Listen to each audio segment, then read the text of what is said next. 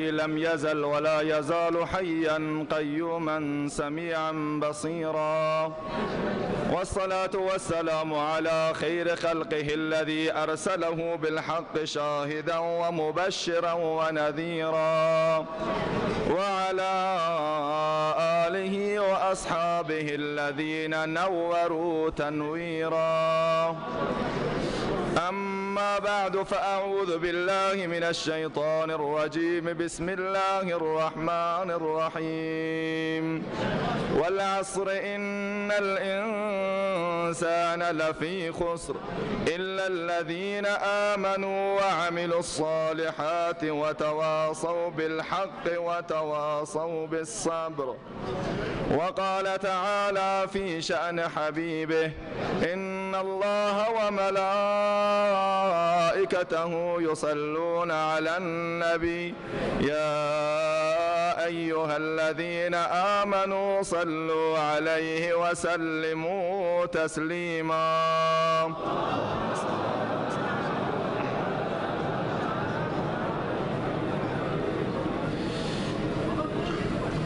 دی شیخ با چراغ همی گشت گرد شهر، کز دیو و دد ملولم و انسانم آرزوست. زین همراهان سست عناصر دلم گرفت، شیر خدا و رستم دستانم آرزوست. گفتند یافت می نشود جستیم ما، گفت آن که یافت می نشود آنم آرزوست. بلغ العلا بکماله کشف الدجا بجماله، حسنت جمیع خصاله صلوا علیه و آله. اللهم صل علی سیدنا محمد.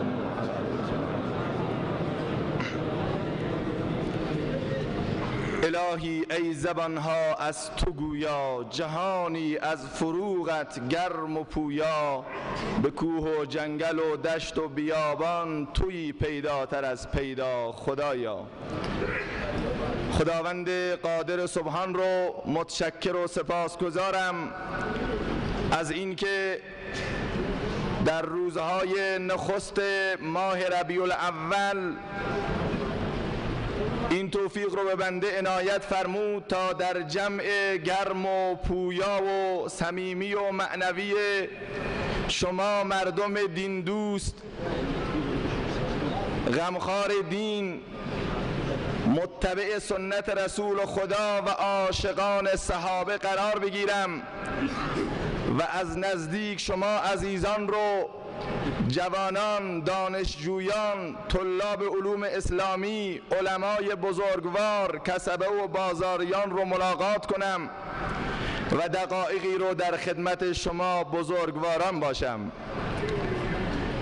حقا که در جمع علمای بزرگوار شما که به حق در بلوچستان هر جا انسان قدم میگذارد عرق شرمندگی بر جبین می نشیند که آیا بلوچستان هم جایی است که افراد الکن و بی علمی مثل بنده حضور پیدا بکنند و لب به سخن بگشایند.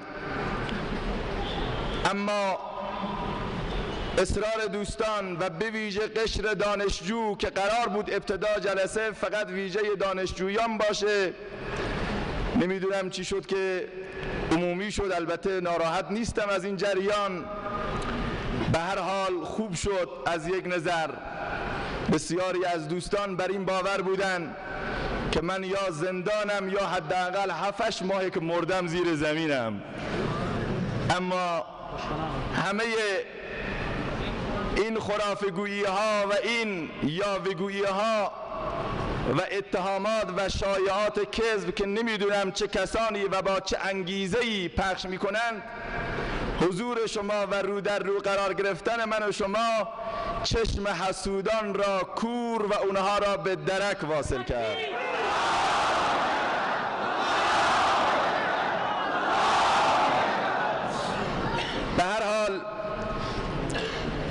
مجلس شما حضرت مولانا محمد گل حفظه الله، یکی از علمای برجسته بلوچستان، مدیریت محترم حوزه مخزن العلوم تشریف دارن، جناب مولانا محمد گل ریگی تشریف دارن، امام جمعه مولانا محمد گل ریگی مدیریت مدرسه و مولانا حافظ محمد علی که امام جمعه محترم شهر خاش هستند. سایر علمای حاضر در جلسه که بنده اسامی بزرگوارشون رو نمیدونم و به ویژه قشر فرهنگیان و علمای بزرگوار و در رأس همه اصلا جوانان.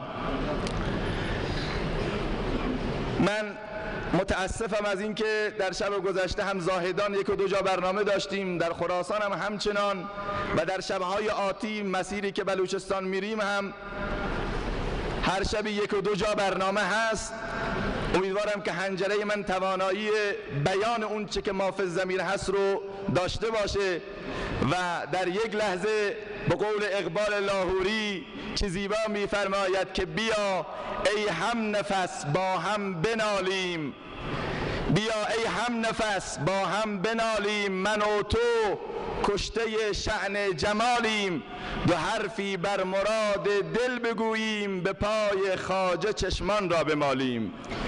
به هر حال دقایقی با هم درد دل میکنیم و پیرامون انسان کامل، انسان مکمل و انسان مؤمن و انسانی که مورد رضایت خدا و رسول هست صحبت خواهیم کرد. امیدواریم که خدای متعال اون ویژگی ها رو در ما هم احیا بفرماید.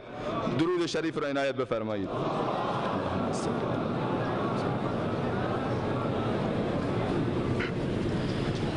شعری که ابتدا خدمت شما قرائت کردم از مولانای روم هست که حضرت علامه اقبال لاهوری هم کتاب اسرار خودیش را با این شعر آغاز کرده.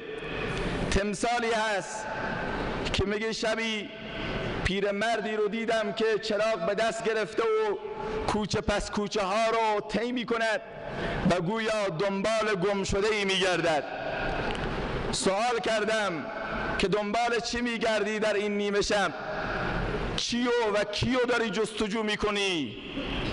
حتما اون کسی که مطلوب توست بسیار با ارزشه که تو در چنین سنی و در چنین موقعیتی حرکت کردی و به دنبال او میگردی.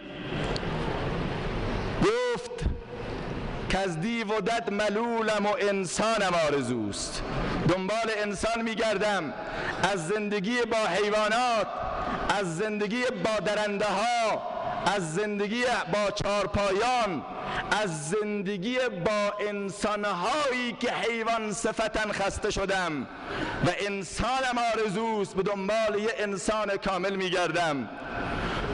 گفتند یافت می نشود جسته ایم ما. گفت آقا تو داری دنبال عنقا میگردی، چیزی که تو به دنبالش هستی هرگز وجود نخواهد داشت. گفت آن که یافت می نشود آنم آرزوست. اگر چی یافت نمیشه ولی آرزو دارم که ببینم.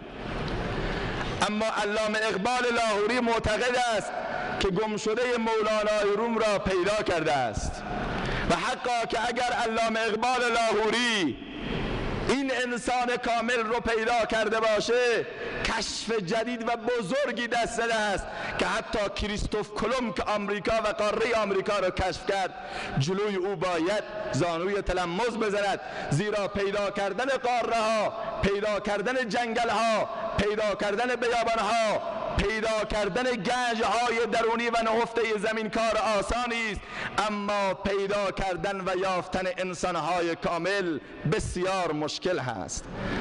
ما دنبال انسان کامل میگردیم و امروز الحمدلله من شما اومدیم تا اگر این صفات و ویژگی ها در ما نیست، با شنیدن این کلمات شکسته ای که بنده خدمت شما برگرفته از قرآن و حدیث است عرض می کنم، این ویژگی ها و صفات رو در وجود خود ما بنیادین بکنید و شالوده گذاری بکنیم و اساس گذاری بکنیم.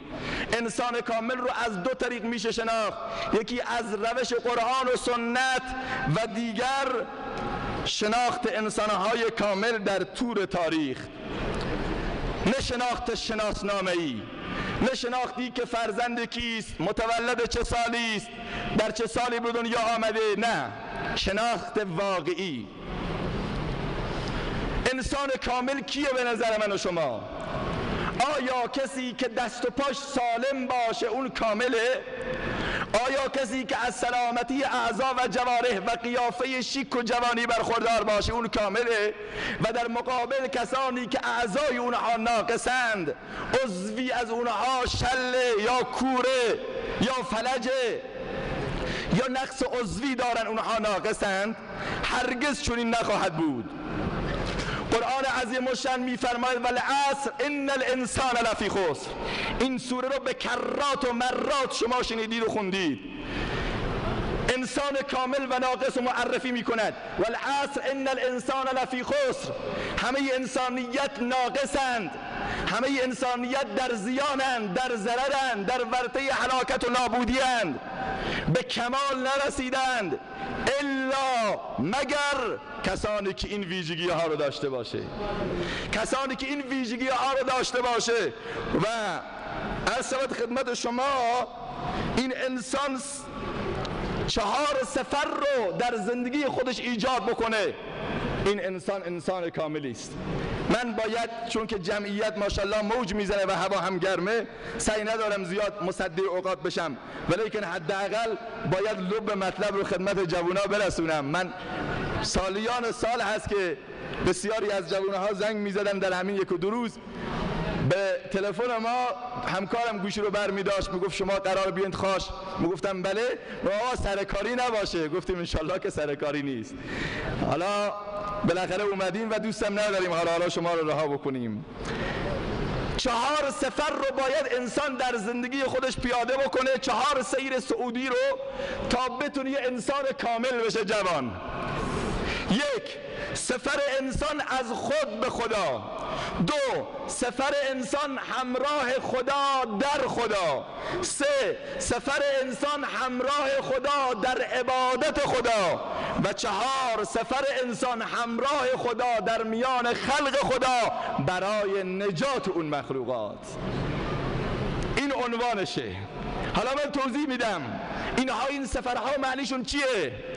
سفر اول سفر انسان از خود به خدا، یعنی این که انسان خودش رو نیست بکنه، از تمامی امیالش، از تمامی اغراضش، از تمامی اهدافش، از تمامی منافعش، از تمامی هویتش، از تمامی مملکت و ثروت و مکنت و قدرت و شوکت و فتوت و مردانی که داره، همه رو برای رضای خدا ترک بکنه و یا برای رضای خدا استفاده بکنه.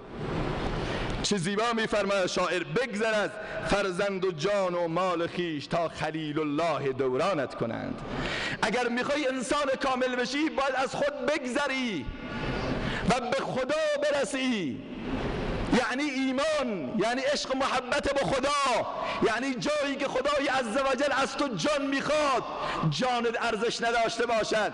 و اذ ابتلی ابراهیم ربه بکلمات فاتمهن قال انی جاعلک للناس اماما. اون زمانی که ابراهیم از تمامی عرصه های آزمایشی خدای متعال سربلند و سرافراز و پیروز بیرون آمد، اونجا گفت انی جاعلک للناس اماما. حالا تو کامل شدی ابراهیم. اون زمانی که ابوبکر صدیق رضی الله تعالی عنه گل سرسبد صحابه، این قصه رو به کرات شنیدید، وقتی میبینند که مشرکین مکه بر رسول خدا میتازند در کنار مسجد الحرام، فکر میکنن محمد کسی رو ندارن، زیر لگد و چوب میکنن، به باد نافذا میگیرن، رسول خدا رو اذیت و آزار میکند.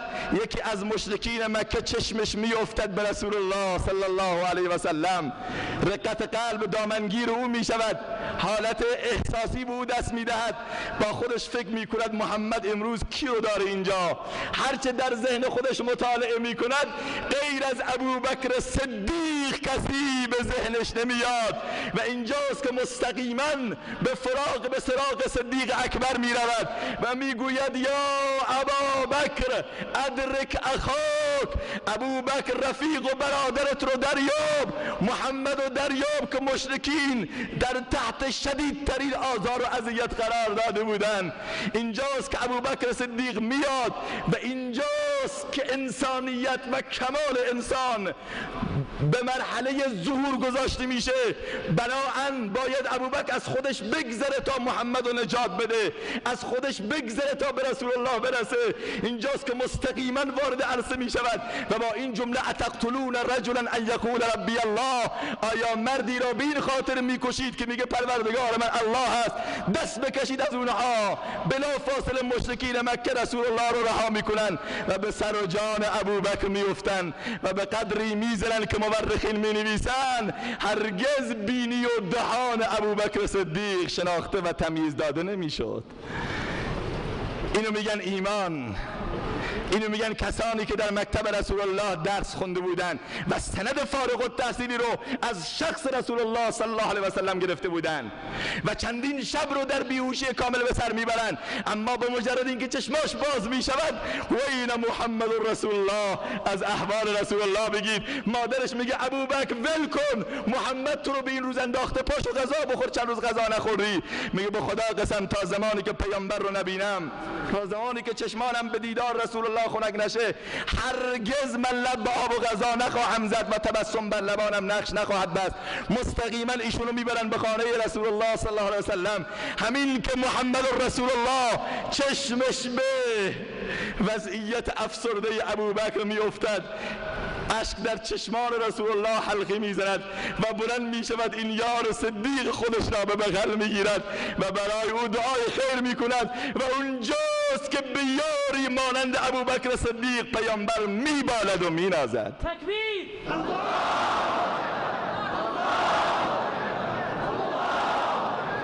بله جوان، ایمان یعنی این، از خود گذشتن و به خدا رسیدن یعنی این. ما شاید تا به امروز این قضیه ها رو شنیده بودیم و لذت این مسائل در وجود ما ایجاد نشده. چرا؟ چون که ایمان ما ایمان سوری است، ایمان ما ایمان حقیقی نیست. این یک واقعیت سروران عزیز. هرگاه انسان مالش، منافع، شخصیتش، ارشد تمام پست و جاه و مقامش در یک کفه ترازو قرار گرفت و موقعیت ایمانیش در یک کفه و موقعیت ایمانی رو ترجیح داد، بفهمید که این فرد مؤمن واقعی است. من اگر قرار باشه داستان صحابه رو که انسان رو تراوت میده، اینها رو نگید داستان، اینها رو نگید افسانه، بلکه صحابه هستن و هر یک از اینها برای ما قدوه و اسوه هستن. صهیب رومی رو بگم که از تمام مال و منالش گذشت، سلمه رو بگم که از فرزند و شوهرش گذشت، حضرت سمیه رو بگم که از وجودش گذشت، حضرت خنسا رو بگم که از 4 فرزندش گذشت، حضرت عمر رو بگم که از خونش گذشت، حضرت عثمان رو بگم که از زندگیش گذشت، طلحه و زبیر و علی و مرتضی رو بگم. هر یک از اینها رو مثال بزنم دنیای کتابی است. ولی سروران عزیز، حرف من اینجاست که اگر میخوای به خدا برسی، اگر میخوای ایمان ما ایمان واقعی باشه، باید محبت الله رو در دل داشته باشیم و از ما سوی الله ببریم. قل ان کان آباؤکم و ابناؤکم و ازواجکم تا آخر آیه میاد. بگو ای رسول الله، اگر فرزندان شما، پدران شما، خویشاوندان شما، همسران شما و اموال اقترفتموها و اموالی که شما جمع کردید نزد شما از خدا و رسولش محبوب تر باشه، فتربصوا حتی یأتی الله بامره، پس منتظر امر خدا و عذاب خدای متعال باشیم. این آیه انسان رو میلرزونه سروران عزیز. بیاییم ایمانهای ما رو تجدید کنیم. ایمانی که صحابه، گوش بدید اینجا رو، ایمانی که صحابه وقتی برای جهاد حی علی الجهاد میگفتن، حی علی الجهاد یعنی چی؟ بشتابید به سوی کشته شدن، دادن جان و مال، زن و مرد، پیر و جوان همه بسیج میشدن. ایمانی که اونها حتی در غزوه احد که صحابه زخمی بودن آمدن به مدینه منوره، 2 مرتبه ندای جهاد داده شد و همون صحابه یکی دستش قطعه، یکی پاش قطعه، یکی چشمش کوره، زخمی هستن، 2 مرتبه سوار بر شتر میشوند، سوار بر اسب میشوند، میروند. امروز چرا اون ایمان در وجود ما نیست که حتی برای نماز ما رو بیدار نمی کند؟ برای نماز صبح ما رو بیدار نمی کنه، جوان ما رو از گناه و معصیت دور نمی کنه، جوان ما رو از الواتی و بی‌حجابی دور نمی کند، پس اون ایمان ضعیف هست. پس از خود نگذشتیم، اولین سفر رو در زندگی خود ما به مرحله اجرا در نیاوردیم. سروران عزیز، حضرت عمر فاروق رضی الله تعالی عنه در یکی از شبها در حین گشت زنی بودن. حضرت عمر خودشون پلیس سیار بود، به تن در خدمت خلقم، به جان در خدمت جانان. همین یک نکته آموختم ز فاروق سپهسالار.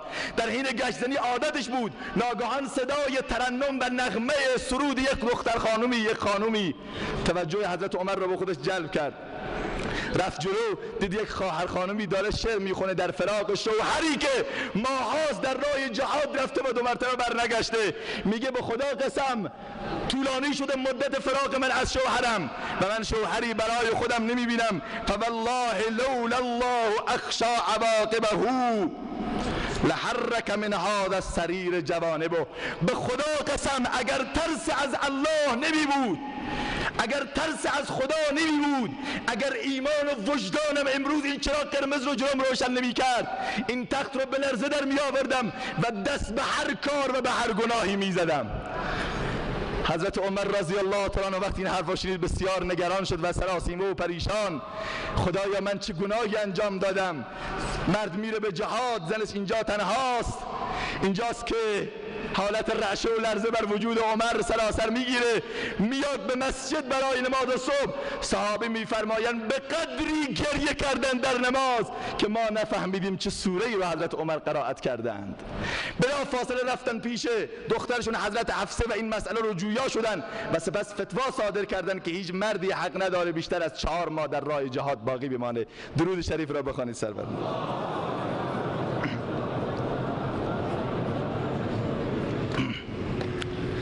ببخشید هوا بسیار گرمه، نفس واقعا تنگ شد.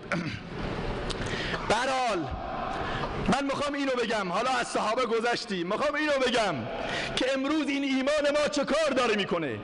ایمانی که صحابه در همه عرصه ها، در همه میادین، در همه جبهه ها با اتکایی بر اون ایمان میرفتن و صبح پیروزی جلوی چشمان اونها چشمک میزد. حتی زمانی که عقبه ابن نافع آمد به آفریقا در مقابل جنگلی قرار گرفت که حیوانات در او قرار داشت و صحابه ملجا و معوا و پناهگاهی نداشتن، گفتن چه کار بکنیم؟ مجبوریم از این شبه جزیره و از این جنگل بگذریم. عقبه ابن نافع گفت اشکالی نداره، اینها مخلوق خدایند، ما هم مخلوق خداییم و بعد از اون ما سفیران خداییم و نایبان رسول الله صلی الله علیه و سلم هستیم. حرکت کردن، آمدن جلو و به حیات مارها اینطور خطاب کردن: بسم الله الرحمن الرحیم، ایتها الحیات والسباع انا اصحاب رسول الله صلی الله علیه و سلم ارحلوا عنا فانا نازلون. ای مارها، ای عقربها، ای شیرها، ای درنده ها، ما سربازان رسول الله هستیم، ما سفیران خدا هستیم، ما کسانی هستیم که سند فارغ التحصیل رو از دانشگاه رسول الله گرفتیم. ارحلوا عنا، امشب این مکان رو تخلیه بکنید، زیرا فانا نازلون، ما میخوایم اینجا بیاییم. فمن وجدناه بعد ذلك قتلناه، هر کس رو بعد از این ما، بعد از این اعلامیه در این شبه جزیره ببینیم او را خواهیم کشت. حکم میده به مارها و افعیها که ناگهان مارها و افعیها همه رها میکنن، شبه جزیره رو برای صحابه رسول الله صلی الله علیه و سلم خالی میگذارن. حالا نکته قابل توجه اینجاست که اون زمان از صحابه سخن صحابه رو مارها و گرگها و اهریمنها و حیوانات میفهمیدن، ولی امروز سخن ما رو انسانها نمیفهمند. حیوانات در مقابل انسان کامل کرنش میکردن، ولی امروز انسانها در مقابل ما حرف ما رو اصلا نمیفهمند. در دنیای امروزی که حتی حیوانات و سباع در سازمانهای بین المللی و سازمانهای محیط زیست برای خودشون حقوقی قائل شدن و حقوقی را به ثبت رسوندن، اما مسلمانان از اولی ترین حقوق محرومند.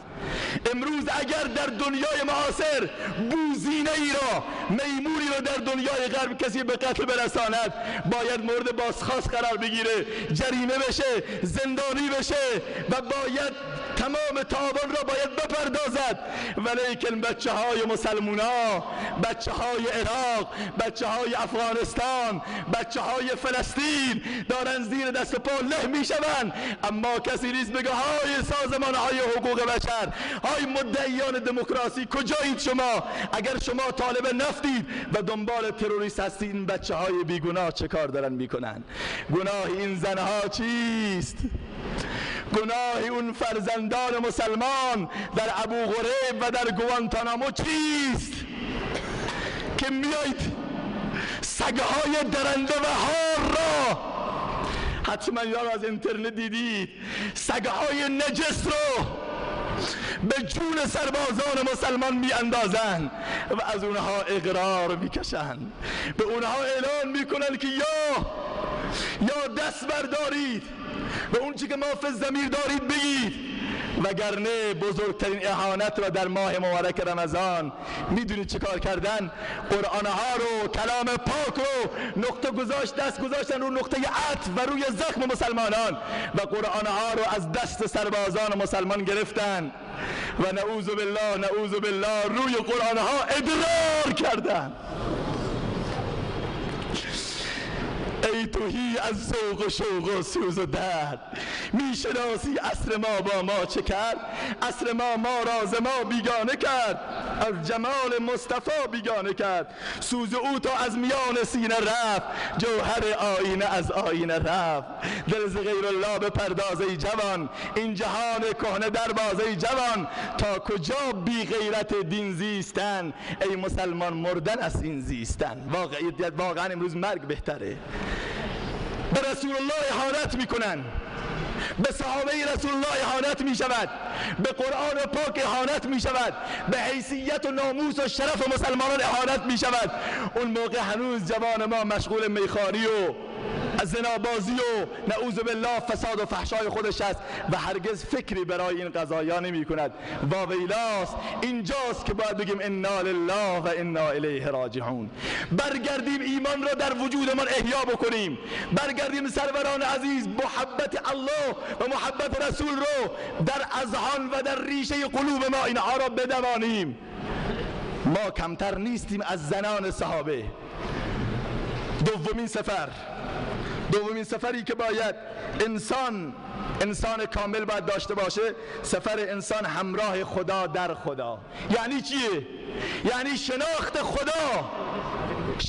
خدا به عنوان موحد، به عنوان یکتا و خدای واحد و احد، و دومی که متصف شدن به صفات الهی. یه واقعیت رو قبول کنید جوونا، و اون این که ما مسلمان موروثی هستیم. اسلام و ایمان برای ما به ارث رسیده. خدا رو نشناختیم. خدای متعال میفرماید و ما خلقت الجن والانس الا لیعبدون، ای لیعرفون. من انس و جن را خلق نکردم مگر که منو بشناسن. بشناسیم خدا رو، بدونیم الله واحده، بدونیم الله یکتاست، بدونیم الله کمککاره، بدونیم هنگام مشکلات خداست که به درد انسان میخوره، بدونیم اون خدایی که در شکم مادر من و شما را زنده نگه داشت و اون خدای متعال قبل از این که ما به دنیا بیایم پستان مادر رو پر از شیر کرد، قبل از این که به دنیا بیایم که مبادا احساس گرسنگی بکنیم، که غم روزی مخور بر هم مزن اوراق دفتر را، که پیش از طفل ایزد پر کند پستان مادر را. اون خدا رو نشناختیم، اون خدایی که ذهن و عقل و مغز و روح و روان را مفت و مجانی در اختیار ما قرار گذاشته، اون خدا رو نشناختیم و به طور واقعی عبادت نمی کنیم. هنگام مشکلات اما یجیب المضطر اذا دعاه و یکشف السوء، کیست اون ذاتی که هنگام مشکلات به درد انسان بخوره و دردها رو درمان بکنه؟ غیر از خدا کسی دیگه هست؟ نیست واقعا. ولی به این واقعیت رسیدیم امروز. عقیده ما به یک زیارت، عقیده ما به یک قبر، عقیده ما به یک دکتر، عقیده ما به یک نمیدونم پیر به مراتب بیشتر از خداست. این واقعیته. طرف میره پیر و زیارت و آقا و فلان همه جا رو میزنه، بعد از این که دید همه جا مشکلش حل نشد میگه خدایا تو هم یک رحمی بکن. خدا خط تا آخر قرار داره.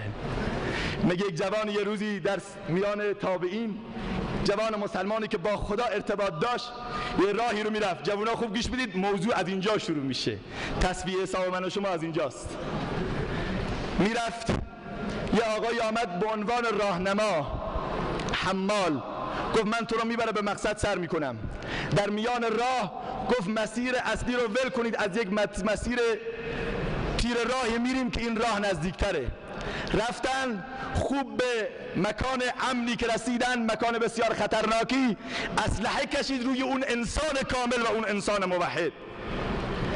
گفت یا از تمام مال و منالت باید بگذری که اگرم بگذری بایدم باز هم زنده در نخواهی رفت و باید تو را بکشم.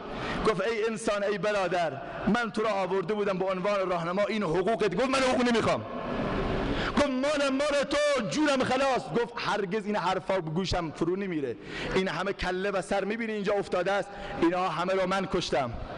گفت پس اجازه بده تا 2 رکعت نماز بخوانم، با خدا ارتباط برقرار کنم، از ربم، از مولام، از الله هم کمک بخوام. گفت برو. همه مثل تو نماز خوندن. رفت اینجا به غیر از خدای متعال به هیچ کس دست نزد. بعد از این که 2 رکعت نماز رو خوند دست بلند کرد، یا ودود یا ودود یا ودود یا ذل العرش المجید یا فعال لما یرید. الها ربا، درهای امید به روی ما بسته شده، بگشای خدایا که گشاینده تویی. زجه زد، گریه زد که تا نگرید ابر کی خندد چمن، تا نگرید طفل کی نوشد لبن. طفل یک روزه حمیداند طریق، که بگرید تا رسد دایه شفیق. تو نمیدانی که دایه دایگان کی دهد بی گریه شیرت رایگان. گفت فلیبکو کثیرا، گوش دار تا بریزد شیر فضل کردگار. اونقدر گریه و زجه زد، اونقدر دعا کرد که ناگهان در آسمان صدایی رو شنید، زلزله و لرزه‌ای رو. خدایا چه اتفاقی افتاد؟ از دور دید یک اسب سواری با سرعت 180 درجه و بیش از اون داره میاد. این دشمن وقتی متوجه اون سواری شد، رفت کور رو به درک واصل کنه به اصطلاح خودش، نعوذ بالله، ولی اون فرد سواری اینو به درک واصل کرد. این انسان مسلمان گفت تو کی هستی و چی میخوای و برای چی منو کمک کردی؟ گفت هنگامی که صدای یا ودود تو می آمد، هنگامی که عاشقانه خدا رو میخواندی، هنگامی که به همه خدایان دست زدی و پشت پا زدی، فقط دامن الله رو گرفتی. این الله تو چنان ولوله و قلقله رو در آسمان بپا کرد که خدای عزوجل اونجا مسابقه گذاشت که هر یک از فرشتگان زودتر بداد این بنده ام برسد. من رب او هستم و من جبرائیل از همه زودتر آمدم به سراغ تو. ولی انسان مسلمان امروز موحد واقعی کمه. خرافات و بدعات آمده، بین ما و بین خدا حجاب ایجاد کرده. طرف مشکل داره میگه بریم به زیارت فلان پیر صاحب که اونجا مشکل ما رو حل میکنه، بریم به گنبد خضرای محمد، بریم نمیدونم زیارت امام رضا، بریم زیارت ابوبکر طایبادی، بریم زیارت ابوبکر نمیدونم عبدالرحمن جامی، مشکل ما رو اونجا بگیم مشکل ما رو حل کنه. چقدر ما بی انصافیم. خدا رو رها کردیم، دنبال کی میگردیم؟ حضرت آیت الله برقعی رحمت الله علیه، یکی از علمای بزرگوار اهل تشیع که در آخر سنی شدن ایشون، من یک نواری از ایشون گوش کردم.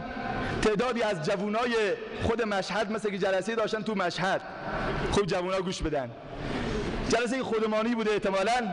میاد یک جوانی ازش سوال میکنه، میگه آقای استاد، میگه بله، میگه ما از زیارت ها مستقیما کمک نمیخوایم، ما نمیگیم فلانی عبدالرحمن جامی، محمد رسول الله، ابوبکر صدیق تو ما رو کمک کن، تو مشکل ما رو حل کن. ما میگیم که ابوبکر صدیق، عمر فاروق، حضرت علی، امام رضا، تو مشکل ما رو به خدا بگو، تو واسطه شو بین ما و خدا. خیلی قشنگشون جوابشون میده، میگه خب من از 4 سوال دارم. گفت بفرما. گفت وقتی که میگی یا فلان یا ابوبکر یا عمر، اون لحظه ای که صدا میکنی در کنار قبرش هم ایستاده ای، خدا به تو نزدیکتره یا اون امام؟ این نگاهی کرد و گفت که خدا نزدیکتره. گفت بله، خودش میگه که نحن اقرب الیکم من حبل الورید، ما نه تنها از اون فرد به تو نزدیکتریم بلکه از خودتم به خودت نزدیکتریم، از شهرگ گردن به تو نزدیکتریم. نحن اقرب الیکم من حبل الورید و اذا سألك عبادی عنی فانی قریب. من نزدیکم از اون چی که تو فکر بکنی. سوال دوم، گفت زمانی که میگی یا فلان یا صاحب قبر تو مشکل ما رو به اصطلاح بگو، در اون لحظه مهربانتر کیه؟ اون صاحب قبر مهربانتر یا خدا؟ یک شورتی زد و فکری کرد و گفت خدا که مهربانتره. گفت بله، انه هو ارحم الراحمین. آیات قرآن میخوند هو الرحمن الرحیم، معلومه که از مادرم به تو مهربانتره. گفت سوال سوم، شنواتر کیه؟ قدرت شنوایی کدوم یک بیشتره؟ صاحب قبر بهتر میشنوه یا خدا؟ فکری کرد و گفت که خدا که بهتر میشنوه دیگه. گفت بله، انه هو السمیع العلیم، خدا شنواست، قدرت شنواییش اونقدر زیاده که حتی زیر دریاها ماهی‌ها صداشونو میشنون. سوال چهارم، قدرت حاجت براری کدوم یک بیشتره؟ کدوم یک راحت‌تر میتونه قدرت تو رو بر بیاره؟ یک فکری کرد و گفت خدا. گفت بله، انه علی کل شیء قدیر، هو علی کل شیء قدیر، هو القدیر القادر المقتدر. گفت پسر جان، خودت گفتی که خدا مهربانتره، خودت گفتی خدا نزدیکتره، خودت گفتی خدا شنواتره، خودت گفتی خدا قادرتره، پس تو خولی که دنبال این اون را افتادی؟ تو خولی دیگه، وگرنه خودت داری اقرار میکنی خدایی که همه صفات داره، خدایی که همه تو نزدیکه، پس تو چرا دنبال این اون میگردی؟ چرا دیگری رو واسطه کنی؟ پس چرا مستقیما معنی آیه قرآن اینه و اذا سألک عبادی عنی فانی قریب. اهل دانش و اهل علم میدونن من چی میخوام بگم. ما تو قرآن یسألونک زیاد داریم، یسألونک عن الانفال، یسألونک عن الاهله، یسألونک عن المواقیت، یسألونک عن الخمر والمیسر، که از پیغمبر سوالات مختلف میکردن، همه جا میگفت قل محمد تو بگو. یسألونک عن الانفال، قل الانفال، تو بگو انفال مال غنیمت اینطوریه. یسألونک عن الاهله، قل هی مواقیت. یعنی همه جا بعد از یسألونک قل میاد. اینجا و اذا سألک عبادی عنی نمیگه قل انی قریب. سبحان الله، رمز قرآن رو ببینید، توحید رو از قرآن باید یاد بگیریم. نمیگه قل انی قریب، نمیفرماد بگو محمد که من نزدیکم، نه، میگه وقتی که بندگانم از من سوال میکنم پس من نزدیکم. یعنی حتی محمد هم نباید واسطه بین بنده و بین خدا باشه. اینه معناش. توحید یعنی این، سفر از همراه خدا در خدا یعنی این. یعنی انسان احساس بکنه خدای متعال اینقدر بهش نزدیکه، انسان احساس بکنه که ربی همراه داره، هر جا برم ربم با منه، هر جا برم خدای متعال منو میبینه، صدای منو میشنوه. صلوات غرای نایت بفرمایید.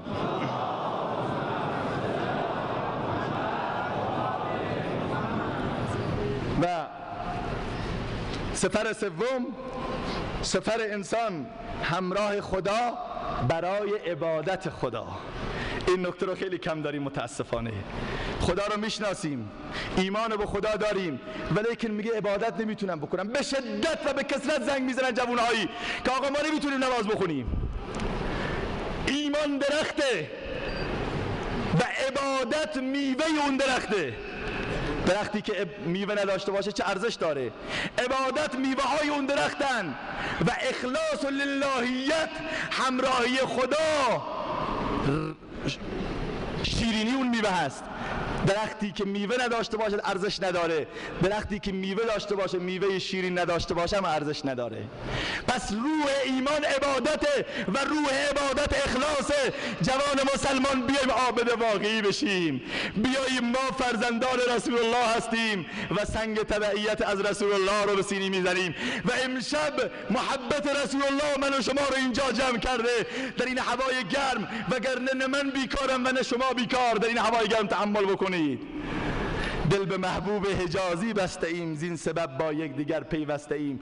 نیست از روم و عرب پیوند ما، نیست پابند نسب پیوند ما.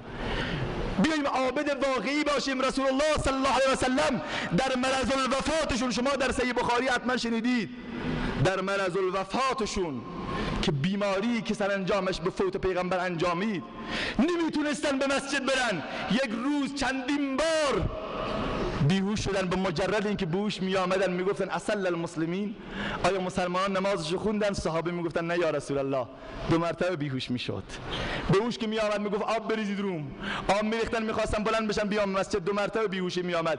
چندین بار تا اینکه بالاخره زیر شانه های پیغمبر رو گرفتن و رسول الله پاهاش روی زمین کش میخورد و به طرف مسجد آمد.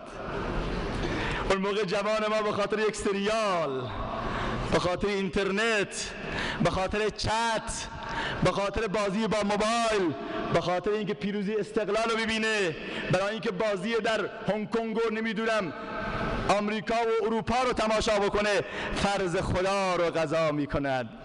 سبحان الله سبحان الله. یاد آمد قصه ای که حضرت مولانا محمد عمر، همتون بگید رحمت الله علیه، سر کلاس بیان کردن. خودشون میفرمودن من رفتم به روستایی رفتم، چیز عجیب و غریبی دیدم که از مسجد یک طنابی کشیده شده و داخل روستا میره. تعجب کردم این طناب مال کیه و مال چیه؟ اینو برای چی گذاشتن؟ تحقیق این طنابو بردم که متوجه شدم. های جوان گوش بده، من با تو هم. متوجه شدم که یک فرد پیرمردی کوری هست، چشم نداره و کسی هم نداره اونو به مسجد بیاره. این گفته طناب ببندید تا من 5 وقت در شبان روز این طناب بگیرم و دوان به مسجد بیام.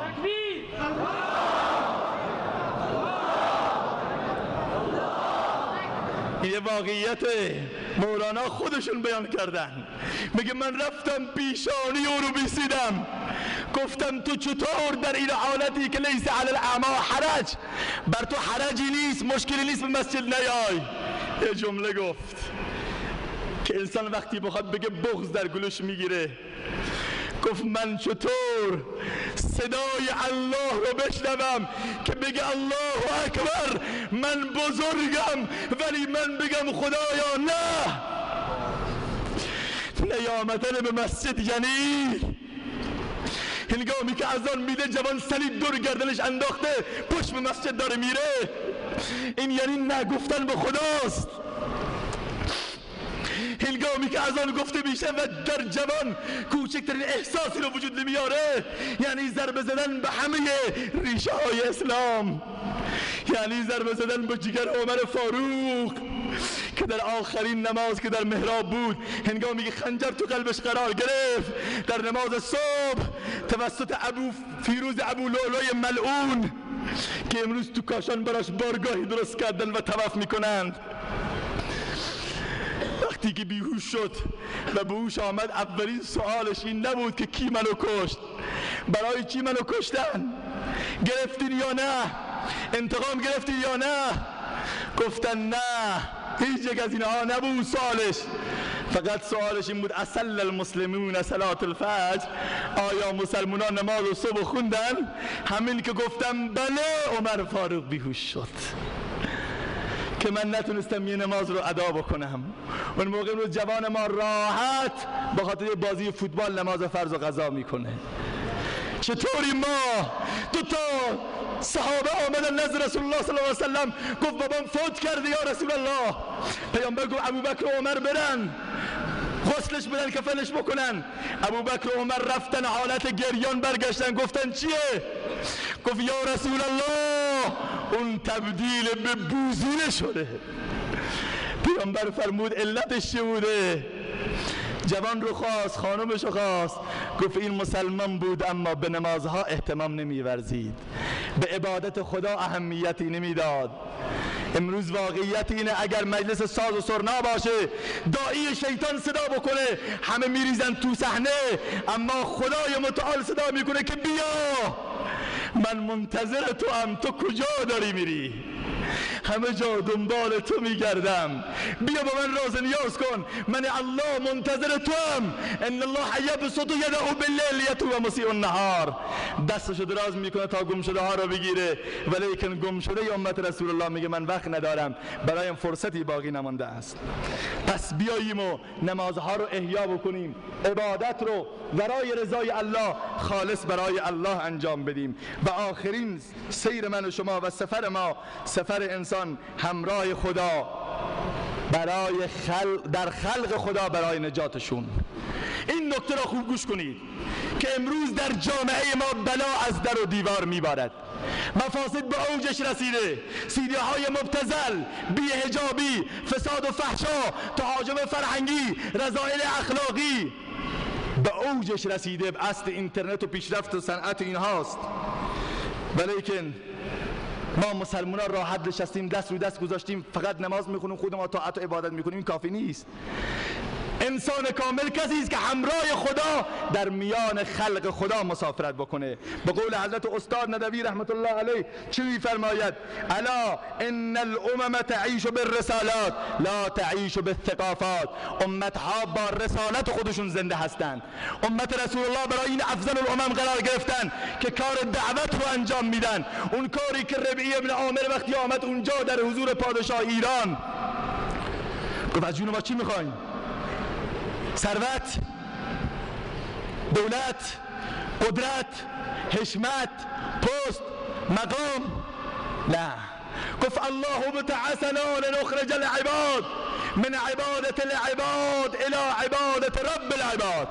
خدا ما رو برانگیخته تا بندگان رو از بردگی و بندگی انسان ها نجات بدیم. انسان حیفه که بردگی انسان رو بکنه. آدم از بی بصری بندگی آدم کرد، گوهری داشت ولی نظر قباد و جمع کرد. او ز اخلاق غلامیز سگان خوارتر است، من ندیدم که سگی پیش سگی سر خم کرد. این وظیفه امروز به دوش کیه؟ جهان غرب با تمامی ابزارش اومدن تو صحنه. آمریکا و اسرائیل با اینترنتشون، با کامپیوترشون، با محورشون، با تمامی ابزارها آمدن تو صحنه و تبلیغات مسیحیت میکنن. مگر نشنیدید در افغانستان 20 تا مبلغ کره جنوبی رو برای چی دستگیر کردن؟ برای چی اومده بودن؟ در عراق این همه مبلغ مسیحی برای چی اومده؟ تو ایران ما داره تبلیغات میکنن. تعدادی از جوانهای خام ما بلا فاصله در دام این اهریمنها قرار میگیرن و راحت همه چیزو خط میکشن و توهین میکنن به اسلام و پشت پا میزنن به رسول الله صلی الله علیه وسلم. اینجا مسئولیت کیه که بیاد اسلام ناب محمدی رو عرضه بکنه؟ این فحشایی که در میان جوانه هاست از بلوچستان دیگه انتظار نداشتم. وقتی یه برادری زنگ زد زجه گریه میکرد، گفت فلانی بیا که اینجا فساد به اوجش رسیده. گفتم چی شده مگر؟ گفت بیا که جوونه ها عجیب حالتی رو برداشتن، خودشونو آرایش میکنن و زیر ابروهاشونو بر میدارن. آقایون و پسرا و جوونه ها ابرو باریک میکنن. گفتم استغفر الله، باریک کردن ابروها برای زنان حرامه و پیغمبر لعنت کرده. اون موقع جوان مسلمان ما داره این کار رو میکنه. من این چیز رو در اقبال خونده بودم که قبلا میگفت وای قومی کشته تعمیر غیر، تدبیر غیر، کار او تخریب خود تعمیر غیر. می شود در علم و فن صاحب نظر، مهندس میشه ولی از وجود خود نگردد با خبر. نقش حق را از نگین خود سترد، در ضمیرش آرزو آزاد مرد. جان به تن چون مرده ای در خاک و گور، از حیا بیگانه پیران کهن، نوجوانان چون زنان مشغول تن. شب و جلو آینه ور میرن. جوونی که خدا رو فرستاده تا دنیا رو بیدار بکنه، این حتی به فکر بیداری خودش هم نیست. شب روز با جست موش ور میره، با ابروش ور میره، با ریشش ور میره که چطور به مد روز در بیاره، با لباسش ور میره. شب روز به این مسئله مشغول شده. و زنان ما به قول اقبال دختران او به زلف خود اسیر، شوخ چشم و خودنما و خردگیر، ساخته پرداخته دلباخته، ابروان مثل دو تیغ آخته. ملتی خاکستر او بیشرر، صبح او از شام او تاریکتر. منعمان او بخیل و عیش دوست، غافل از مغزند و اندر بند پوست. قوت فرمان روا معبود او، در زیان دین و ایمان سود او. از نیاکان دفتری اندر بغل، الامان از گفته های بی عمل. این سیدیه های مبتذل، این اعتیادی که امروز در میان جامعه رواج پیدا کرده، به خدا بزرگترین معضله. جوانی که به دامن اعتیاد گرفتار بشه هیچ چیز براش ارزش نداره. پس بنابراین ما باید هم در عرصه اخلاق، هم در عرصه سیاست، هم در عرصه مذهب باید دفاع بکنیم، باید تبلیغات داشته باشیم، باید حرکت بکنیم به سوی جلو. نباید ما بنشینیم و بخوابیم و دیگران برای ما تصمیم بگیرن. حضرت استاد ندوی رحمت الله علیه میفرماید برای مسلمانان مقیم شیکاگو وقتی صحبت میکنه خیلی جالب میفرماید، میگه که بشریت قرن 21 روح را در همه جمادات دمید و همه آهنالات را ناطق و سیار قرار داد، اما روح را در کالبد خود بشریت ندمیده است و آدمیت اینجا مرده اند. این یک مسئله است. مسئله دوم در بحث مذهب هست. جوونا، مسئولیت حرفان پا خودمه و من قصد خدایی نکرده اهانت به کسی رو ندارم، ولیکن میخوام یه چیز رو بهتون بگم و اون این که امروز مذهب اهل سنت واقعا غریب و بی کسی رو نداره، از تعداد انگشتان نمیگذرد کسانی که بیان مولد فکر واقعی مذهب اهل سنت باشند. در رسانه ها، در تریبونه ها، در مجلات، در نشریات، در صدا و سیما، همه جا برن اعلان موجودیت بکنن و از حیثیت خودشون دفاع بکنن و بگن آقا مذهب ما اینه، عمری که مورد اهانت قرار میگیره اینه، ابوبکری که بهش اهانت میشه اون کسی است که رسول الله برداشت با دست خودش تو محراب گذاشت و پشت سرش اقامت کرد. من فکر میکنم هیچ کس قصد توهین نداره. ضعف از ماست. واقعیت رو قبول بکنیم. درست وظیفه‌مون رو انجام ندادیم. اگر امروز بلند میشه مجله خانواده سبز که باید بگیم خانواده قرمز جهنمی به حضرت ام المؤمنین مادر مؤمنان حضرت عایشه صدیقه اهانت میکند و او رو بدترین زن عالم میخواند، اون مشکل مال خودش نیست. ابراهیم حاتمی کیا یه فرد کوچکی نیست، همه میشناسنش، ولیکن مشکل اونجاست که میدون داده نشده که ما بزرگان خود ما رو معرفی بکنیم. امروز واقعا عایشه صدیقه فرزند صالحی ندارد که از او حراست و حمایت و دفاع بکند.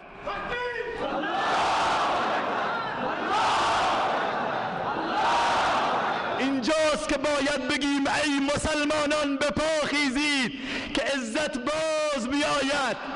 بلند بشیم. ما هرگز جنگ و ستیز رو برای هیچ قوم مسلمان جایز نمیدونیم، ولیکن باید اونقدر از صحابه بگیم، اونقدر از عایشه بگیم، اونقدر از پاکی عایشه، از عفت عایشه، از علم عایشه، از صداقت عایشه، از این که عایشه صدیقه مفتخر بود در آخرین لحظات عمر رسول الله صلی الله علیه و سلم.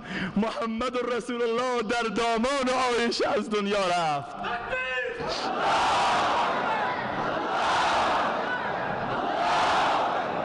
اون عایشه با اون همه کمالات، النبی اولا بالمؤمنین دنباله و ازواجه امهاتهم، ازواج پیغمبر زنان پیغمبر مادران مؤمنان هستند. عایشه زن پیامبره، پس باید مادر مؤمنان باشه. هر کس به مادر خودش اهانت بکنه و به مادر مؤمنان اهانت کنه، به تعبیر قرآن او مؤمن نیست. تکبیر!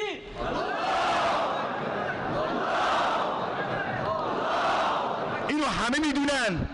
خود حضرت آیت الله خامنه‌ای در یکی از سخنرانی‌هاشون عایشه رو ام المؤمنین خواندن.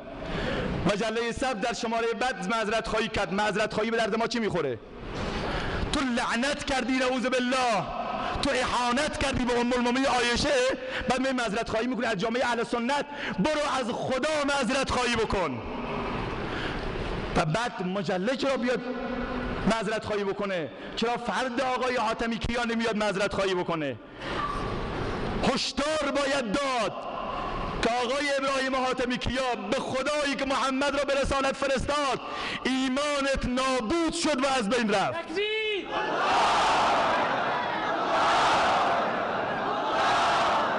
ولیکن علتها رو معلولها رو بگذارید، علت رو پیدا کنید. علت چیه؟ ابراهیم حاتمی کیا هنوز نمیفهمن عایشه مادرشونه. علت چیه؟ نویسنده های یاس کبودها، کتاب ها و نشریات و مجلات نمیفهمن صحابه رسول الله کیان و عمر کیه. به خاطر اینه که متاسفانه در تلویزیون جمهوری اسلامی امروز موش و گربه جا داره، روز شب 7-8 ساعت در اختیار موش و گربه باشه، اما صحابه جا ندارن.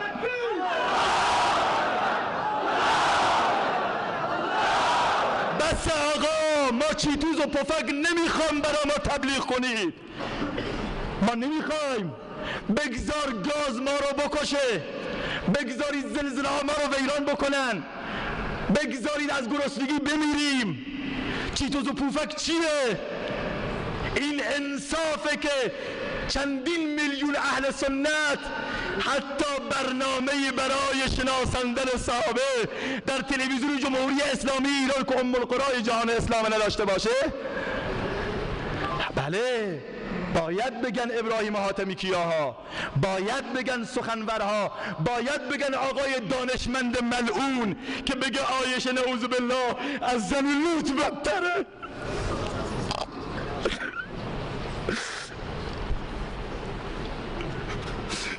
بله، باید بگه عایشه فاحشه،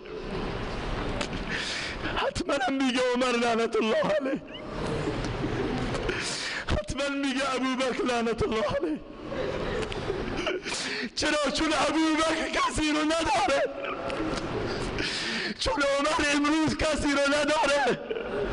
آید اگر ابوبکر یا اگر عمر ببیند شمشیر کرده بیرون در اشک و خون پریشان، عثمان شهید قرآن از تو همین بپرسد خونم تباه کردی.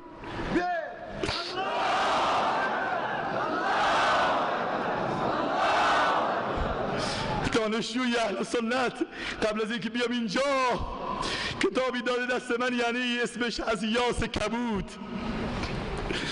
به خدا نه هر سنی و نه هر شیعه، بلکه هر کس مسلمان باشه این کتابو بخونه دست و پاش به لرزه میفته و میگه مبادا قهر خدا الان بیاد و همه رو به زمین ببله.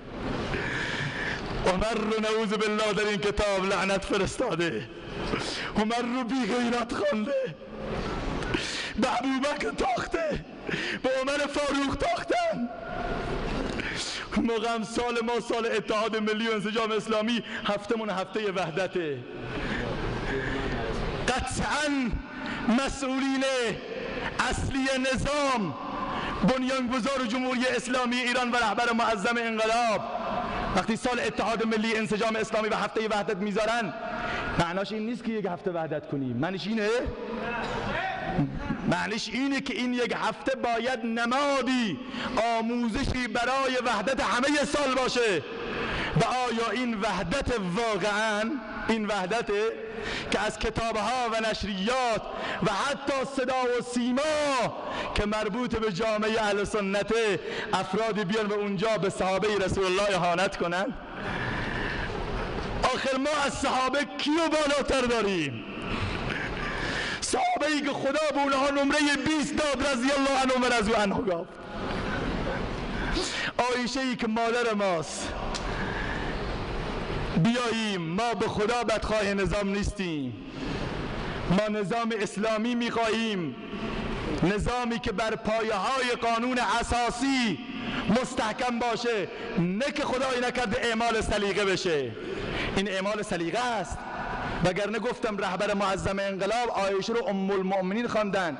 تفسیر المیزان و تفسیر نور، دو تا از کتب‌های بزرگ شیعه، آیات براءت رو در شأن ام المؤمنین عایشه گذاشتن. من نمیدونم کسانی که با عایشه اهانت میکنه، این دانشمند ملعون وقت عایشه رو میخوانه، این 16-17 آیه سوره نور را کسی انکار بکنه به خدا کافره.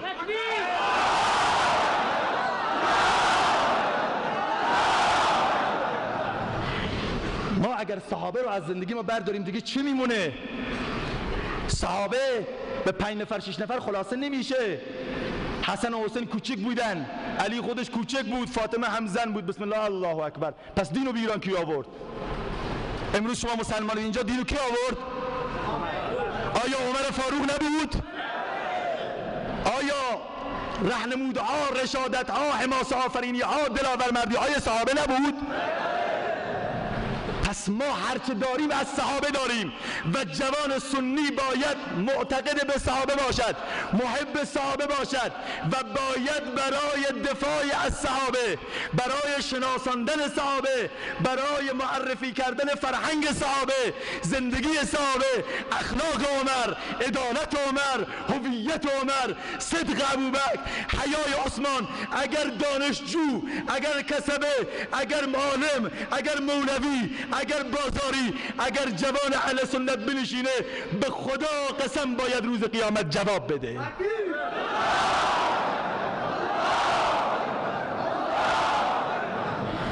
بنابراین شما باید، ما نمیگیم سر جنگ برداری، نه، امروز دنیا دنیای جنگ نیست، دنیا دنیای منطقه، گفتگوی تمدن هاست، عرصه فرهنگ. بنویسید نویسندگان، گویندگان بگید، فکر کنندگان فکر کنید، علما، دانشجویان، همه. بعضی از افراد وقتی که انسان با این دوستان برادران اهل تشیع میشینه، عمر رو براش فاروق رو براش تعریف میکنه، اصلا انگشت میگیره. عمر فاروق اینه؟ داماد علی مرتضی است؟ ما به داماد خود ما داریم اهانت میکنیم؟ نمیدونن. چرا؟ چون که با کمکاری کردیم. از طرف دیگر کمکاری شده. بله، تلویزیون تو اختیار ماست. حداقل نزدیک به 1/4 جمعیت اهل سنتن در ایران. 1/4 برنامه که نه، 1/10 برنامه که 1/100 برنامه دست ما نیست. اون به جاش ما اصلا نیازی هم نداریم. بحث سیاست من کاری ندارم، من بحث مذهبی دارم مطرح میکنم و این واقعیت انسان مسلمان زندش به عقیدشه، به عقیدش زنده شه و به مذهب زنده است. انسانی که عقیده نداشت، به مذهبش پایبند نبود، به صحابه اعتقاد نداشت، اون سنی به درد ما نمیخوره. آقا بندازید تو زبالدان تاریخ. پس بنابراین باید حرکت بکنیم و در این راستا 4 تا شرط داره. 1. شجاعت. شجاع باشید. این درس رو به قول علامه اقبال لاهوری چه زیبا میفرماید: ای که در زندان غم باشی اسیر، از نبی تعلیم لا تحزن بگیر، این سبق صدیق را صدیق کرد. سرخوش از پیمانه تحقیق کرد، چون خدا داری ز غم آزاد شو، از خیال بیش و کم آزاد شو، قوت ایمان حیات افزایدت، ورد لا خوف علیهم بایدت، چون کلیمی سوی فرعونی رود، قلب او از لا تخف محکم شود، بیم غیر الله عمل را دشمن است، کاروان زندگی را رهزن است، هر که رمز مصطفی فهمیده است، شرک را در خوف مضمر دیده است. کسی که خدا را میشناسه دیگه شجاعت باید داشته باشه، لا یخافون لومة لائم باید باشه. 2. حکمت و تدبیر. با تدبیر بریم جلو، با احساسات نه هرگز. ما اهل اهانت نیستیم، ما اهل سنت اهل اهانت نیستیم، ما اهل منطقیم و معرفی میکنیم. شیعه هم همونطوره، بزرگانشون. ولیکن این افراطی ها، این افرادی که حتی از مذهب شیعه خبر ندارین، آقای دانشمند، به دروغ برمیداره میگه آقا ام کلثوم که زن عمره اون دختر ابوبکر بوده. ای بی انصاف، تو دست راست و چپ تو بلد نیستی واقعا. پس پاره کن اصول کافی رو که اونجا که میاره امام باقر میفرماید حضرت ام کلثوم زن عمر بوده و بعد از شهادت عمر آمده تو خانه علی باباش عدت گذاشته. اصول کافی رو پاره کن دیگه. حق الیقین ملا باقر مجلسی رو بنداز، کتب خودت رو تکه تکه کن، وگرنه بیا بنشین. اینو میگی این کار میکنی، ولی فرزندان علی را میتونی این کار بکنی؟ ابوبکر و عمر و عثمان به قول خود رهبر معظم انقلاب اسلامی اینا فرزندان علی بودن. های مسلمان، شما اسم بچه تو شارون میذارید؟ میذارین؟ بوش کسی اسم بچه شو گذاشته؟ اسم دشمنشو کسی رو اسم بچه هاش میذاره؟ پس چطور علی با ابوبکر و عمر و عثمان مشکل داشته که اسم ابوبکر و عمر و عثمان را مینویسه؟ چطور مشکل داشته که در خطبه 6 نهج البلاغه که هنوزم هست، وقتی نامه‌ای به حضرت معاویه مینویسد میگه معاویه رضی الله عنه انما بایعنی الذین بایعوا ابابکر و عمر و عثمان، صحت خلافت من به خاطر اینه که کسانی من تأیید کرده و تعیین کرده که ابوبکر و عمر و عثمان رو تعیین کردن و کسی که صحابه مهاجرین و انصار اونها رو تعیین کنن رضایت خودم درونه و کسی مخالفت بکنه پرت دیگه. پس بیاییم با عنوان آخرین صحبت دست برداریم. جوان تو رو خدا دیگه بس کن. از هر جوانی ما توقع داشته باشیم فساد و فحشا رو، ولی از جوان بلوچستان نه. از جوانی که خاک بلوچستان قطره قطرش خون علماست. یادگار علمای دیوبند مولانا عبدالعزیز ها اینجا گریه کردن، مولانا عبدالملک ها تکه تکه شدن، مولانا عبدالستار ها رفتن، مولانا دامنی ها رفتن و خون گریستن تا لحظات آخر، مولانا محمد عمر ها رفتن و این همه علما دارن در میان شما اشک میریزن و صبح تا شب دعا میکنن. نکن تو رو خدا دیگه دور سیدی های مبتذل و خط بکش، دور بی حجابی رو خواهر داره به عایشه اهانت میشه، تو داری با موت ور میری، داره به ابوبکر اهانت میشه، تو داری با سر و شکلت ور میری.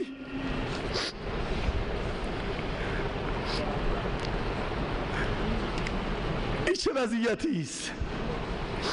بله طبق کتب برادران شیعه دختر امام زین العابدین اسمش عایشه است، بله اسم دختر امام حسن هم، اسم دختر امام رضا هم عایشه هست. نخوندن خب چیکار کنم دیگه. اسم دختر امام رضا عایشه هست، اسم فرزندان امام حسن طلحه و زبیر بودن. بگذاریم از اینها، ما به کاری به کسی نداریم. خواسته نظام ما این نیست، نظام هم این چیزها رو نمیخواد، واقعا نمیخواد. ولی اعمال سلیقه میشه حرف میزنن، ولی ما باید چیکار کنیم؟ اینجاست که با شجاعت، با تدبیر، با حکمت، با اخلاص، با علم تو صحنه بیایم و تعریف کنیم صحابه رو و معرفی بکنیم و در این راستا از هیچ گونه کوشش دریغ نورزیم. من خیلی حرف داشتم با شما و میخواستم دلمو خالی کنم، چون که بعد از سالهاست میگه چه خوش باشد که بعد از انتظاری به امیدی رسد امیدواری. اما چه کنم که هوا به قدری گرمه که دیگه من حتی نای نفس کشیدن رو هم ندارم و این انفاس گرم شماست، هوا گرم نیست، نفسهای جوانان خاص گرمه که گرمی شما دیگه به حد جوش رسیده و 180 درجه. اگر کمی دیگه تحمل کنم میترسم بالاخره در وجود شما ذوب بشم و در قلب شما. همه شما رو به خدای متعال، برای خدای متعال دوست دارم. فقط قبل از اینکه شما رو ترک بکنم بشینید که چند تا قول میخوام بگیرم، شوخی نیست. عرق ریختیم، این همه مسافت طولانی آمدیم، قول میخوام بگیرم. یک، اولین قولی که جوونا میدن برای رضای خدا، بیعت از طرف من نیست، عمر فاروق انشاءالله داره از شما بیعت میگیره، با اون بیعت کنید. جوانی که قول میده از این به بعد نماز فرضشو به هیچ عنوان ترک نکنه دستشو بره بالا. ماشاءالله احسنتم. قضا نمیکنید انشاءالله. دو، جوانی که قول میده فساد و فحشا و منکرات رو انشاءالله از میان جامعه بردارد، از میان خودش، خانوادهش و کسانی که تحت تسلطشه دستا رو برن بالا انشاءالله. احسنتم ماشاءالله. جوانانی که حاضرن از امشب برن برای آگاهی بیشتر با زندگی صحابه آشنا بشن، ابوبکر و عمر و عثمان و علی و طلحه و حسین و حسن رو و عایشه رو بهتر بشناسن، قول میدم برن مطالعه بکنن دستا رو برن بالا. ماشاءالله. خواهران محترم هم میگن مستمع هستن. خود خواهران و برادرانی که انشاءالله قول میدن جلوی سیل بی حجابی را و بی عفتی رو بگیرن و از این به بعد نگذارن تو جامعه ما برای ما ننگ بی حجابی به خدا. خود خواهران و برادرها و پدراشون و فرزندانشون قول میدن بی حجابی از میان جامعه بره، دستا رو برن بالا انشاءالله. انشاءالله خدای متعال بر این جمع شما بیفزاید و انشاءالله انشاءالله ما همه جا میریم. الان سفر ما هم برای عروسی‌های اسلامی است. تو راست عروسی اسلامیه، تو هرمزگان عروسی اسلامی هست و به کرات ما رفتیم، نزدیک به 200 عروسی اسلامی تا 1 و 2 سال رفتیم. حالا انشالله اونهایی قول میدن آینده ساز و ارکستر نیارن و عروسیشون اسلامی بگیرن برای رضای خدا، دستا رو منم بالا انشالله. انشالله موفق و مؤید باشید. یه قول دیگه هم بگیرم، جوانایی که برای که ترتیب کار جماعت رو یاد بگیرن، دعوت اینطوری نمیشه که هر کس بره دعوت بده، باید ترتیبش رو یاد بگیره. کامپیوتر باید برید یاد بگیری، مهندسی کامپیوتر رو تا کامپیوتر رو یاد بگیری. اونهایی که برای یادگیری کار دعوت قول میدن حداقل 3 روز تشکیل بشن، دستا رو برن بالا. قول دادید انشالله.